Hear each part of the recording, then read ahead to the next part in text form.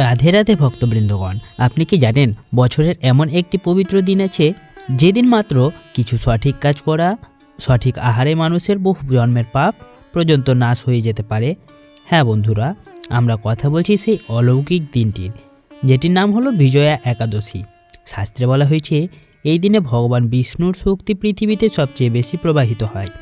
যে ব্যক্তি এই দিনে কিছু বিশেষ কাজ করে, সঠিক খাবার গ্রহণ করে আর ভুল কাজ ও অশুদ্ধ আহার থেকে দূরে থাকে, তার জীবনের দুঃখ, বাধা আর পাপ ধীরে ধীরে শেষ হয়ে যায়।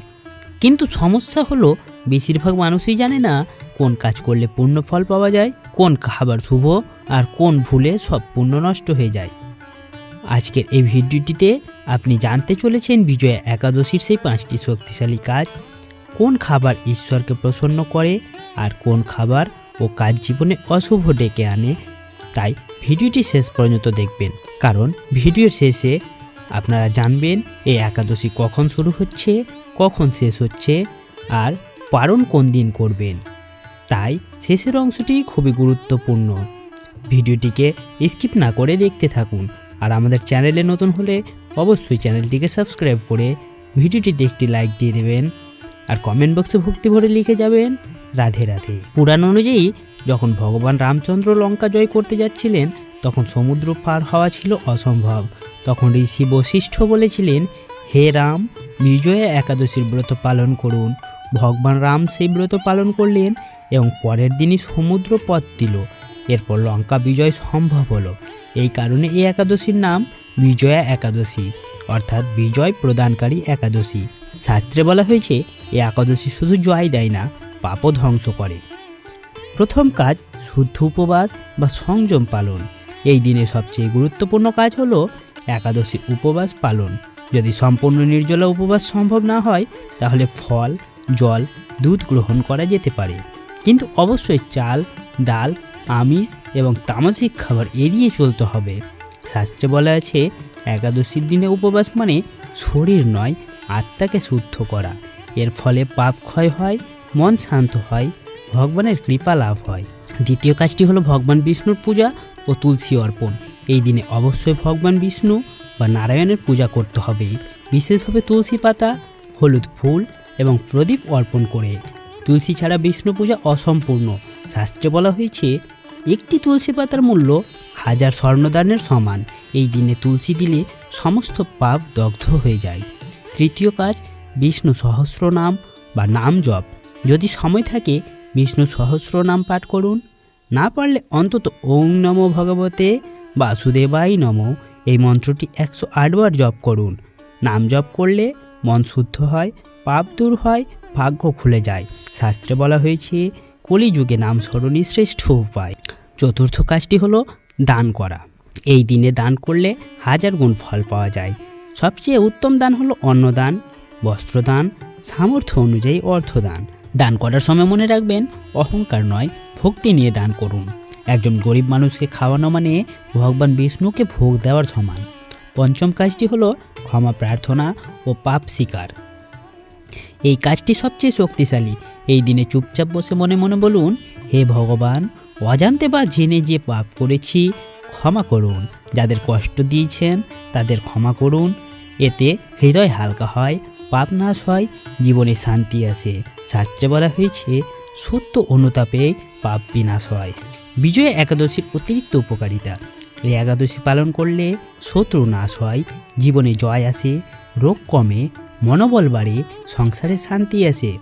অনেক সাধক বলেন বছরের সব একাদশীর মধ্যে এই একাদশী সবচেয়ে শক্তিশালী। চলুন এবার আমরা জানবো এই দিনে কোন কাজগুলো করা উচিত নয়। প্রথমত মিথ্যে কথা বলা, দ্বিতীয়ত ঝগড়া করা, মদ্যপান, আমিষ ভোজন। শাস্ত্রে বলা হয়েছে যে ব্যক্তি এই একাদশী পালন করে তার শত্রু ষড়যন্ত্র ব্যর্থ হয়, জীবনের বাধা দূর হয়, অসম্ভব কাজ সম্ভব।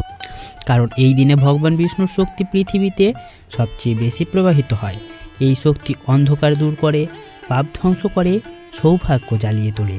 এই জন্য এই একাদশীর নাম বিজয়া।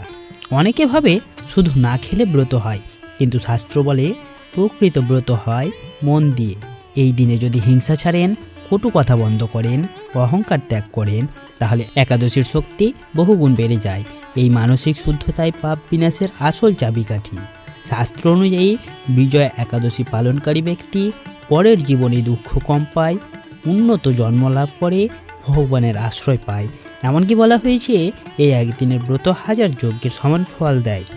শাস্ত্রে কাউকে ভয় দেখানো হয় না, কিন্তু বলে যে সুযোগ ঈশ্বর দেন তা অবহেলা করলে পাপ নাশের পথ বন্ধ হয়, সৌভাগ্যের দরজা দেরিতে খোলে। তাই একাদশী পালন করা মানে নিজের ভবিষ্যৎ সুন্দর করা। যারা উপবাস করতে পারবেন না তারা হালকা ফলাহার, বেশি নাম জপ, মন থেকে প্রার্থনা। যে বলা হয়েছে একাদশীর দিনে মানুষের শরীর পাপ ও বিষাক্ত শক্তি বেশি সক্রিয় থাকে। এই দিনে ভারী ও তামসিক খাবার মনকে অশুদ্ধ করে, ভক্তিতে বাধা দেয়। আর হালকা ও সাত্ত্বিক খাবার আত্মাকে শুদ্ধ করে, ভগবানের কাছে পৌঁছতে সাহায্য করে। এই কারণে খাবারের ওপর এত গুরুত্ব দেওয়া হয়েছে। চলুন এবার জানবো বিজয়া একাদশীতে যে খাবারগুলো শুভ। প্রথমত সব ধরনের ফল, যেমন কলা, আপেল, পেঁপে, ডালিম, নারকেল। ফল হলো সবচেয়ে পবিত্র আহার, সহজে হজম এবং মন শান্ত করে। শাস্ত্রে বলা হয়েছে ফল আহার করলে পাপ দ্রুত নাশ হয়। পরবর্তী দুধ ও দুধজাত খাবার, যেমন দুধ, দই, ছানা, ঘি, এগুলো সাত্ত্বিক শক্তি বাড়ায়, ভগবান বিষ্ণুর খুব প্রিয়। বিশেষ করে 1 গ্লাস দুধ পান করলে মন ও শরীর শুদ্ধ হয়। পরবর্তী আলু ও স্কন্দ জাতীয় সবজি, যেমন আলু, মিষ্টি আলু, কচু, এগুলো উপবাসে গ্রহণযোগ্য, তবে অবশ্যই পেঁয়াজ রসুন ছাড়া রান্না করতে হবে।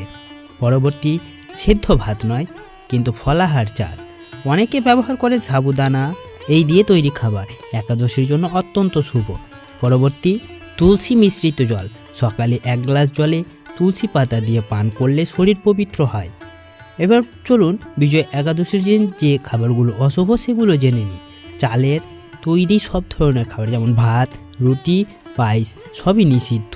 শাস্ত্রে বলা হয়েছে একাদশীতে চাল খাওয়া মানে পাপ গ্রহণ করা। পেঁয়াজ ও রসুন, এগুলো তামসিক খাদ্য, মন অশুদ্ধ করে, পূজার ফল নষ্ট করে। এই দিন একদম এড়িয়ে চলুন এগুলো। আর সব ধরনের আমিষ, যেমন মাছ, মাংস, ডিম, একাদশীতে এগুলো খাওয়া মহাপাপের সমান বলা হয়েছে। পরবর্তী মদ ও নেশা জাতীয় দ্রব্য, এগুলো শুধু অশুভই নয়, একাদশীর শক্তিকেও নষ্ট করে। বেশি ঝাল বা মশলাদার খাবার, এগুলো রাগ বাড়ায় এবং মন অস্থির করে। শান্তির দিনে এগুলো পরিহার করাই ভালো। শাস্ত্রে বলা হয়েছে একাদশীর দিনে পাপ পুরুষ চালের মধ্যে আশ্রয় নেয়, তাই চাল খেলে সেই পাপ শরীরে প্রবেশ করে। এই রহস্যের জন্যই সব একাদশীতে চাল বর্জন করা হয়। যারা পুরো উপবাস রাখতে পারেন না তারা কি করবেন? তারা করতে পারেন ফলাহার, দুধ, জল, আর বেশি করে নাম জপ, প্রার্থনা। শাস্ত্রে বলা হয়েছে ভক্তি আসল, ক্ষুধা নয়। বিজয়া একাদশীতে একবার যে খাবার অবশ্যই খাবেন, তুলসী মিশ্রিত দুধ বা জল। এতে পাপ ধুয়ে যায়, শরীর শুদ্ধ হয়, পুণ্যব্রতের ফল পাওয়া যায়। এবার চলুন কয়েকটি সাধারণ ভুলের কথা জেনে নিব। প্রথমত অল্প চাল খেলে কিছু হবে না, এটা কিন্তু ভুল। অনেকেই ভাবেন এরকম আমিষ রাতে খেলেই হবে, কিন্তু এটা করা যাবে না। উপবাস না করলে ব্রত হয় না, এটাও ভুল। নিয়ম মানলেই সব ফল পাওয়া যায়। শাস্ত্রে বলা হয়েছে আমরা যা খাই তা শুধু শরীর নয়, মন ও ভাগ্যকেও প্রভাবিত করে। বিশেষ করে একাদশীর দিনে শরীর খুব সংবেদনশীল থাকে। এই দিনে যদি সাত্ত্বিক খাবার খান পুণ্য বৃদ্ধি পায়, তামসিক খাবার খান তাহলে পাপ বৃদ্ধি পায়। এই কারণে বিজয়া একাদশীর খাবার নিয়ম এত শক্তিশালী বলে মানা হয়। অনেকেই আবার ভাবে শাস্ত্র বলে এই দিনে সামান্য ভুলও বড় ফল নষ্ট করতে পারে। ভারী খাবার অলসতা আনে, ভক্তিতে বাধা দেয়, তামসিক খাবার রাগ বাড়ায়, নেতিবাচক শক্তি ডাকে, ফলে ব্রতের আসল শক্তি কাজ করতে পারে না। সাত্ত্বিক খাবার কেন ঈশ্বরের কাছাকাছি নিয়ে যায়? ফল, দুধ, হালকা আহার শরীর পরিষ্কার রাখে, মন শান্ত রাখে, শান্ত মনে ভগবানের নাম প্রবেশ করে। এই জন্যই সাধুরা বলেন শুদ্ধ আহারেই শুদ্ধ ভাব। বিজয়া একাদশীতে 3 ধরনের মানুষের জন্য নিয়ম। সম্পূর্ণ উপবাসকারীরা শুধু জল, নাম জপ এবং প্রার্থনা, এতেই পূর্ণ ফল পাওয়া যায়। ফলাহারকারীদের জন্য ফল, দুধ, সাবুদানা, এরা মাঝারি ব্রতের ফল পান, এবং হালকা আহারকারীরা আলু, সিংহারা, আটা, এরা নিয়ম মানলে পুণ্য লাভ করতে পারেন।